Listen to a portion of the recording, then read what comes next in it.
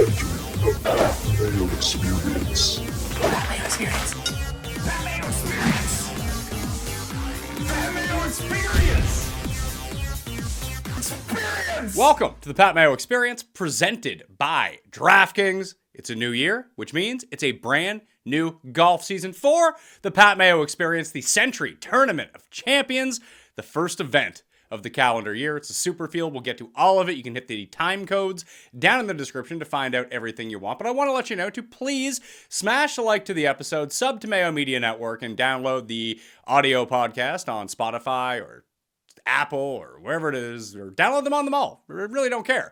I would care that you download it. But the more you can download it, the better it is for me. So please help us out. Share it with some friends too. It's a brand new golf season. I got some reminders for you as well. The DraftKings Listeners League for the TOC is now open. That's down in the description of the video in pod. And fellas, we need to, and ladies as well, if you're out there. I am very handsome. Probably have a very high female viewership. Probably not, because I'm talking about fantasy golf and betting on golf. However, down in the description, or if you just go to fantasygolfchampionships.com, get in the giant one and done. It's 2,000 spots are already full. There's another 2,000 to go. It's $125 for the year. That's like $4 a week. You can have up to 5 entries, $50,000 to first place, 35 to second. There's flat payouts all down the line. It's not like there's 100K to first and 5K to second. We didn't want to run a tournament like that. It's filled every single year that we have ran it, and the quicker that we can fill it this year, the larger it will get for next year. So I highly recommend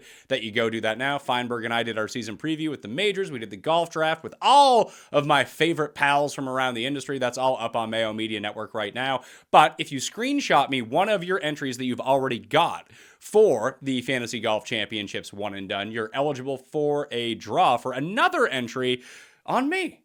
And I'm probably going to be giving out more away throughout the course of the week, as I'll be with Jeff on Monday, Tambo on Wednesday for golf, plus all the regular football shows that you're used to from the Pat Mayo Experience. I'm just really excited to get back talking golf. It's been, my winter's been really mild. It was like, it's 12 degrees Celsius today. I think that's like 55 Fahrenheit for, New Year's Day. It's not bad. I haven't seen a lick of snow so far. I'm in Canada. You Americans seemingly have it very poor. But where I am, it's, frigid at nighttime. So it's going to be nice to see some of the very warm climates of Hawaii. One of my favorite things. Primetime golf. We have a small field. Let's get to the course, because we've seen it every year for the Tournament of Champions since 1999. It's the Plantation Course at Kapalua. This is provided by PGAtour.com. This flyover to give you a sense of what the course is looking like. To quote Saul to Tyrone from Snatch about these fairways: you could land a jumbo fucking jet in there. No one misses these fairways. It's almost an 80% hit rate on the fairways. The greens are absolutely massive. When you go back and look at the past champions, you're going to see most of the scores, unless it's really wind-aided, go somewhere between minus 23. Cam Smith went on the all-time nuclear runs last year. Actually broke up a streak of 9 consecutive American players winning this event. So there's 2 ways you can kind of play this. You can bomb it as far as you want, but most of the par 5s are not reachable in 2. It's a very low eagle percentage. We'll see that when we get to the scorecard for the course, but I believe it is only hole number, what is it? Hole number 5 has an eagle rate over 2%. That's it. And since 2010 at Kapalua, 4 winners of the John Deere Classic have actually won this event. You have Spieth, Zach Johnson, Steve Stricker, and Jonathan Bird. So there's many ways to attack this course, and mainly it's because of these par 5s. It's a par 73, which you don't see anywhere else. 7,596 yards at a bit of elevation on these Bermuda grass, but it's Bermuda on Hawaii. It's not like Bermuda that you're going to see in southern Florida. So don't conflate the two, although they all fall underneath the Bermuda threshold here. You can see when you're looking over the course, there's these little out of bounds areas. So if you miss there, you're absolutely screwed. But there's enough birdies to go around. The 3-putt percentage of this course is super high, just because these are the largest greens that you're going to see on the PGA Tour all season long. Like I mentioned, the winning score generally gets above minus 20, was above minus 30 last year, which is absolutely insane. And it's essentially, hey, hit your ball to wherever you want, hit your putt to inside 15 feet, make your putt, go along your way. That's how you're going to score at this course. If it really comes down to a lot of around the green work, you're probably not doing all that well. There's sections of the greens were flattened after the 2019 event to expand the choices for the different pin placements in an attempt to make things more difficult on the field. And it worked year one, but there was a lot of wind in year one. So Justin Thomas won at minus 14. Then we saw it the next 2 years, minus 25 for Harris English. I believe it was minus 32 for Cam Smith. We know Rahm got under there. Matt Jones went nuclear as well. I believe he got to 30 under par. So there's different ways that you can go out. So the ones that I would really see, and you can see this on the screen very, very clearly as well, like when you're looking through it, that there's a lot of undulation. You're not going to get any flat lies on this course. So that's very reminiscent of TPC Deer Run and Augusta National and places like that. Obviously different types of courses, different sizes of fields, but it's something that you can get used to as a part of this. Riviera is another one that's seen a lot of crossover over the years. Sedgefield and Pebble Beach are two, just because of the extreme wedge play that you can really enhance your game here. And really, I mean, if you're just 120 out every single time, you get hot with those clubs, all of a sudden, you're doing pretty well when it comes down to it. So that's what I would be looking for at this course. We'll switch on over to fantasynational.com and try to take a look at everything. Actually, you know what? Before we get to that, let's take a look at the weather. I mentioned the weather and how that could be somewhat prohibitive once we start looking at things, but here's a kind of a glance of what we're dealing with for the wind. On Thursday, you're going to have winds. I mean, we're pretty far out right now. If you want to screen grab this or just bookmark it, the Maui Honolulu Bay on windfinder.com if you're looking for it. But you see a lot of winds on Thursday and Friday up to 16, pretty constant, and then over 20 the next day as it stands right now. Then the weekend is absolutely dead. So your guys have the potential to go very low if this keeps up, lower than you probably would on Thursday or Friday if that's going to be the case as we look at it right now, with winds well below 10 miles per hour on the weekend, above 15 and somewhat over 20 on Friday and Thursday would be something to look into. Just, throwing that out there as something that you can potentially play an advantage on. Who knows when it finally comes down to it. So let's jump over, again, to fantasynational.com. This is where I'm going to be doing all my walkthroughs all year long. I highly recommend that you become a member and get access to all the tools. fantasynational.com/Mayo is going to get you 20% off all membership levels. And obviously, as with anything that you buy, the annual membership is better than everything else. Rory is listed in the DraftKings pricing. That's how I have this sorted right now. But Rory is not in the field. He is skipping this elevated event, which means he can no longer skip any of the other elevated events on the PGA Tour this season. So he is the only man out, which makes it a 39-man field, no cut. Everyone gets all 4 rounds. To be perfectly honest with you, it's not the most fun tournament on DraftKings when you're dealing with a clear distinction between the very high end and the very low end, and there's no cut. So you're really going to have to get your scrubs right. Like you needed to have Matt Jones last year, or you're absolutely torched when it came down to it. But at the back end of the field is more of the thing that you're going to have to figure out between the Mackenzie Hughes. Poston might be a look here. Obviously, he's never played in this tournament before, and first-timers don't have a very good success rate at this event. Sung Jae finished top 5 in his debut 2 years ago. He actually led the field tee to green that year. Couldn't make a putt to save his life, because if you start getting bad on the 3-putt train at this course, it's not going to turn out so well for you. We're going to get the return of Will Zalatoris this week, and we haven't seen him since the FedEx Cup playoffs, where he finally notched his first win. He ended up getting in, but it's hard to really ride any recent form whatsoever, because most of these guys haven't played a competitive tournament in almost at least 2 months. Like, maybe the Hero World Challenge, which is a hit and giggle. That's about all we can really describe. It's a 14-man field, and then they're playing with their partners in the QBC, or they're playing with their brothers or dads or sons, and Vijay Singh is winning events and the father-son family events. So no real competitive golf from what we've seen. We did go through a very long stretch, and keep this in mind, next week for the Sony Open, when the one and done starts, by the way, it will start at the Sony Open next week, is that most of the winners of the Sony Open end up having played the week before at this event. It doesn't always work out, but the majority of the time it does. Like 95% of the winners of the Sony Open have played in this tournament as well the week before, regardless of how they have done coming in. So let's take a look back at what has happened at this tournament, or at least what happened last year. Overall, when we take a look at it, and we see the best players, like Rahm has never finished outside of the top 10 in any of the past 5 years. It's been 4 in a row for Justin Thomas, including a win. Xander, who I think I'm going to bet this week, to be perfectly honest with you. I like this for him. I always like him in these no-cut events. He sandwiched 2 kind of crappy performances, T22 and a 12th last year, and then 3 top 5s between that. Cantley has been top 5 2 of the past 3 years as well. Morikawa never finished worse than T7. It might just be Xander, Morikawa, might pick one more, be on my way as I dip my toe back into the betting waters of the PGA Tour season. But obviously I'll discuss that all with Mr. Feinberg on Monday's show. And then we have not necessarily a bunch of first-timers because I think Mullenix has played in this before. No, Mullenix didn't get his win till last year. Maybe this is all of the first-timers that we can see. Fitz, I guess Fitz never won on the PGA Tour before. And now they're allowing anyone who made the FedEx Tour finals to get in. So Fitz, Zalatoris, Cam Young, Tom Kim, Thigala, Straka. I feel like Stallings would have played in this at some point. He just obviously hasn't played in any time in the past 5 years. Let's see. Sentry, and we'll go to tournament. No, that says YouTube. Probably don't want to type that in. Tournament of Champion. That's the Tour Championship. Maybe Stallings hasn't played in this. For some reason, I thought Stallings had a win at some point in his career. Maybe he doesn't. That'd be a very... Oh, yeah, he won the Farmers. So he probably played this in 2015 if we go back and look through it. Thrilling stuff here as I kind of get my sea legs back behind me, try to remember everything that has happened so far in... Let's see, he came second at the Farmers and the repeat performance. Yeah, it's under TOC is how you have to search for it. Sometimes they change up names. It's just the way that we get our input data from the source itself. So the TOC, he's played it 3 times, never finished better than 13th, but he hasn't played it since 2015 at the same time either. So you can't really worry about what Scott Stallings is up to, really, when it comes down to it. Hoagie, Svensson, Spahn, Mullenix, List, Ryan Bremen, Captain Ramius, Chad Ramey. Forgot he even won an event last year. He's at min price. How the hell did he play in the swing season? Did not realize Chad Ramey was in this event.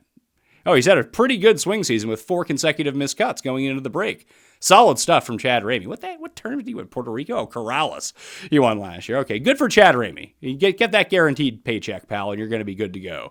So everyone else has played in the tournament outside of that. You see Connors played in 2020 after his win at the Valero Texas Open. That also got him into the Masters that year. Really kickstarted his entire career. You see Billy Ho. Billy Ho's had a really bad run at this tournament in his career. It's really strange to think about. You'd think a guy who's pretty good with his wedges, a really good putter, would end up doing really well, but that just hasn't been the case. In his debut in 2014, he came in 6th, and it's all been downhill after that. So maybe he just goes to relax. He knows he's getting his guaranteed paycheck now, and everything is going to be good for him.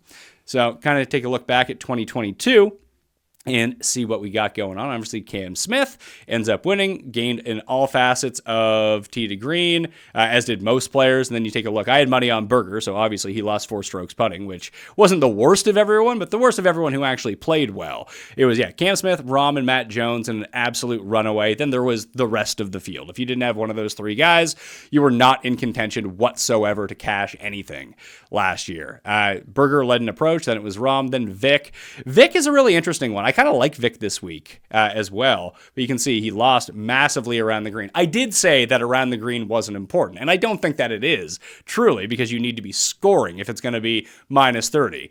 But you can really put yourself into a huge hole if you're horrendous around the greens, which apparently Victor Hovland, Hovland cleaned it up for a little bit at points last year. We can take a look at Hovland more in depth, and he couldn't putt to save his life. But, in approach, he was very good. The driving, weirdly, was not good at the same time either. See, Cam Smith led all players, then Morikawa, Justin Thomas. So it wasn't just the big bombers who came out of the gate and were like, oh yeah, we were not going to miss the fairway, let's hit it as far as we can. No, positioning, hitting the downslopes, getting yourself to the right spots on the fairway were more important than just pure driving distance. Now, this is the site of where Dustin Johnson almost had the hole-in-one on the par 4. I believe it was hole number 3 that one year. Probably the best golf shot I've ever seen in my life. That doesn't happen very often. I think that was worth like three strokes gained on that one shot anyway. So you can see with Vic, Vic's been fire. And did he end up winning the Hero? I think he won the Hero as well. That's not actually activated inside any of the metrics because it's not a real tournament, so we didn't really look at it. But when you see where Vic has gotten his wins so far, not on mainland, not on mainland, not on mainland. So there's 3 right there. If he wins in Albany, there's another one that's not on the mainland. He's won over in Europe. So continental United States, not looking good for Victor Hovland. But fortunately, Hawaii, last time I checked, not in the main 50, not on the mainland. So this could go back to back if he decides to play the Sony Open next week. Justin Thomas had done that for a while, and he did go back to back this tournament, then the Sony Open when he opened with a 59 that year. And then he finally had the breakthrough on, mainland American soil. Then he was off to the races. So Vic could be, I don't know what it is about these island tournaments, but Vic has got a very good feel for them as we go through it. You can see just strokes gained tee to green total. Rom, Berger, Cam Smith. No, not Rom's playing, but no Berger, no Cam Smith, no Matt Jones. We got Thomas and Cantlay and Morikawa, and then Hideki. Hideki had a really nice run at this tournament over the years, and he's been kind of falling off a little bit in the past few. Yeah, so he was 41st 2 years ago, but the 3 times before that, 3rd, 2nd, and 4th. It does seem like a course that's primed for Hideki, and even when you look at his odds this week, they're pretty low. And when you take a look at his DraftKings pricing, he's 81. He's basically he's cheaper than Spieth and just $100 more than Brian Harman, which seems kind of crazy, although Harman could be in for a nice run here. I don't know what he's ever done at this tournament in his career, but I know he's played the John Deere really well. So that's always a positive. He came 3rd here in 2018. And how did he finish his season? With back-to-back second-place finishes. So I don't know if Brian Harman's going to be popular or not, to tell you the truth, because there's just a lot of good names around him. Like, why would you take Brian Harman when you can have Sung Jae for $300 more? I think that's going to go through a lot of people's minds. Or maybe not. Maybe people just like Brian Harman far more than I did far more than I do. When we were doing the golf draft to kick off the season, he went in the second round. I was blown away that he's actually a top 25 player in the world. That kind of blew my mind, but hey, here we are. So he's a player who can kind of get everything done, and it's hard to really track throughout these are 3 rounds from the RSM.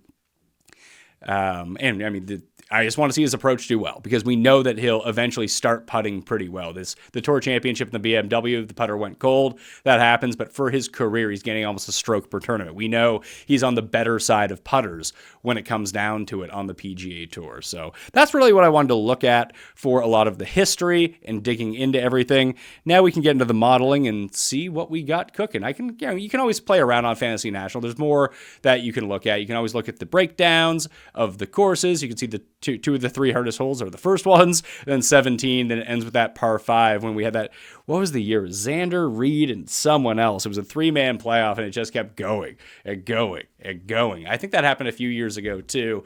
No, it was with Xander. Xander was in that. Yeah, Xander, Reed. Hell, now I can't even remember. I remember having Patrick Reed, and he ended up losing. I think Thomas ended up winning. Or maybe it was Xander on like the 5th playoff, because all they do is repeat number 18. It just vividly sticks out in my mind. And I thought it was over. Then there was like a 3-putt. It all blends together. When you've been doing this for like 9 straight years of trying to recap tournaments, they all kind of blend into one at a certain point. Like I mentioned before, hole number 5 is the only one with an eagle rate over 2%. 18 does have 2%.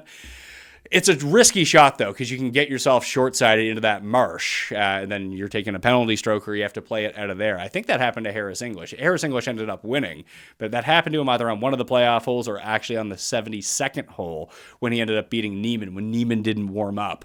You can see the 3-putt percentage. Do we have that here? Yeah, the 3 putts per round, almost 1. 3/4 of 1, 0.74 per round versus the tour average of a half. That's a substantial difference, almost a 33% higher rate than your average tour event. Driving distance is just giant, 290 yards at elevations, really can't miss the fairway versus 282.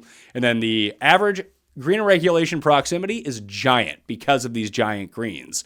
So keep those 3 putts out of your mind. That's why opportunities gained ends up becoming so important at a tournament like that. Not only do you want to give yourself a lot of makeable putts in a birdie fest, very, very clearly, that's the strategy. You're trying to do that every tournament. However, not leaving yourself 72-foot putts downhill where you probably know you're going to 3-putt. So not only are you giving up your chances on this hole versus a lot of other ones where guys are making birdies, you're actually giving 2 shots back to the field, because you should be making par and you're not, because you weren't able to put yourself in the proper position. So how do I have this saved? I got a lot of models saved here. Is it under Kapalua? No. Is it under Tournament of Champions? Tournament of Champions. Solid. Oh, always like to hear that. Let's take a look at this model and see what it's all about. Strokes gained off the tee, 10%. Approach, 10%. Opportunities gained. I keep hitting on that, 30% coming in. That's the highest I have weighted of any tournament this season. Par 5s, 10%. Par 4s, 350 to 400 yards at 10%. Proximity, 100 to 125. See a lot from that range, especially on par 5s. That correlates with par 5s, so that's why I don't jack them up even more. 10% for that. Par 4s gained overall, 10% in strokes gained putting.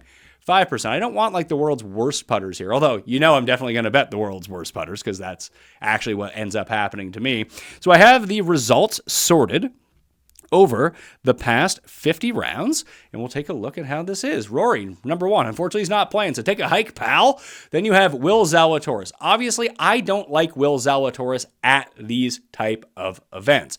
I want Zalatoris at Torrey Pines, at Bay Hill, at the U.S. Open, at majors, when scoring conditions become extremely difficult. That's not to say that he can't run a hot putter and win one of these events. His game is too good. We've seen this happen with almost every bad putter in the world that ends up happening. I just think that his equity is so much higher in events where having to make every 8-foot putt doesn't come into play. Because we know that he's putting a lot from like 22 feet for birdie, even in these more difficult tournaments, 2-putt for par. That's a gain on the field. This is not a gain on the field at the Plantation Course at Kapalua. So be very wary of that. I mean, we've seen Spieth be a winner here. If we just take a look at overall putting over that time, you see Burns, Finau. I mean, Finau's pretty live here. And I bet you I haven't seen all of the odds from DraftKings Sportsbook as of yet because they're not out. I did want to throw this one out if you're watching right now, though. Because DraftKings is a sponsor of the Waste Management Open in Phoenix, they have Waste Management odds out. I don't know who I enjoy the most for that event as of yet, but this feels like a wrong pricing for KH Lee at 130 to 1. I don't want to bet you that he's going to be like 50 to 1 by the time it comes around, but that's like really, I would have him like the 65, 70 range, even with the strength of field that we're going to see at this tournament. I think it's a bad number, and it's hanging right now. It's been hanging for a while, that if you want to go hit it, wouldn't hate it. Wouldn't hate it at all. So we take a look at the ranks. Zalatoris, Xander, Finau, Thomas, Scheffler. Scheffler, if he finishes top 3 without Rory around, ends up becoming the number 1 player in the world.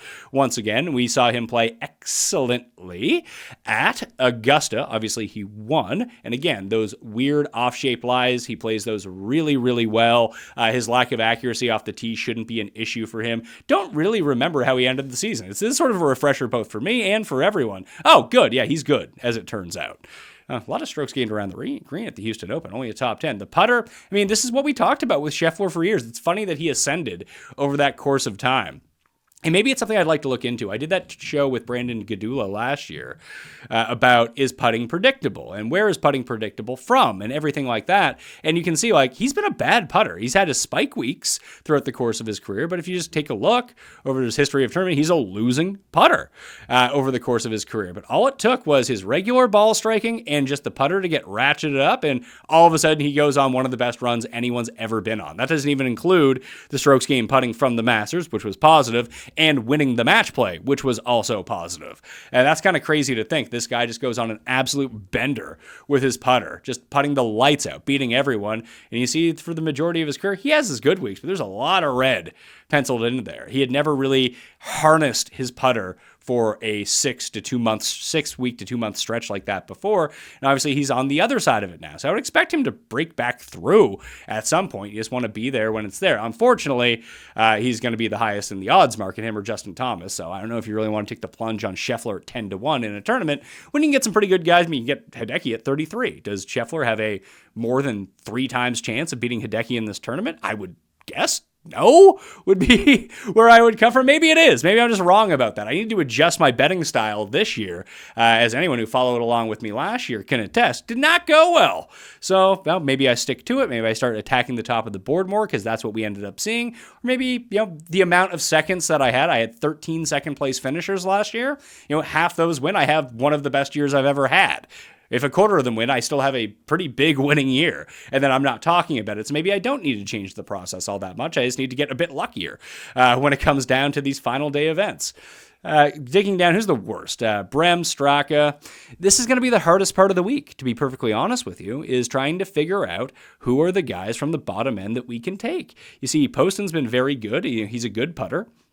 He's very good at par 5 scoring for some reason. I assume that has a lot to do with the putter going through with it. But other than that, like Scott's down here. I mean, Thigala is just going to be very popular in general. I don't know how well that's going to turn out. I mean, Molinek's been playing some pretty good golf. He's just one spot behind Victor Hovland in the stat power rankings. Now, obviously, we all like Victor Hovland a little bit more than Trey Mullinax, but at $6,200, he's a big hitter. He is one of the few that is going to be able to get to some of these par 5s and 2. Maybe things break his way a little bit. List is very much in that same territory as well, but when you look at the opportunities gained, well, the approach play hasn't been great for Mullinax. When he hits it close, he hits it pretty close. Top 10 in the field over the past 50 rounds. So just trying to find a few outliers here. Like Seamus Power comes in on an incredible run right now. I think he's top 10 each of his past 4 tournaments, including a win, which is pretty good luck.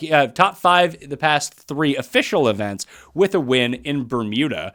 I mean, he plays the par 4s really well. You can see the putter's been above average for this tournament, and his wedge play, 100 from 125, is really good. Like, that's going to be very important here this week. As I pointed out, Hoagie, Thomas, Henley, Reeve, Spieth, top 5 in that proximity range over the past 50. Then you got Xander, Burns, Svensson, Matsuyama, and Cam Young, Horschel, and Seamus Power tied for 10th in that range. Let's shrink down the sample size to see if that can tell us a little bit more about what's going on, or maybe try to find some outliers or some recent form coming in, because a lot of the events of the swing season didn't have shot link. So what are we really going to do with those numbers from the Butterfield Bermuda? Clearly, Seamus Power played well. How well did he play by the metrics? That's a bit more difficult to figure out. So let's kind of go through each of them. Let's take a look again. We sort by rank. It's still Rory. It's still most of the same names except Tom Kim and Tom Hoagie take a massive leap up.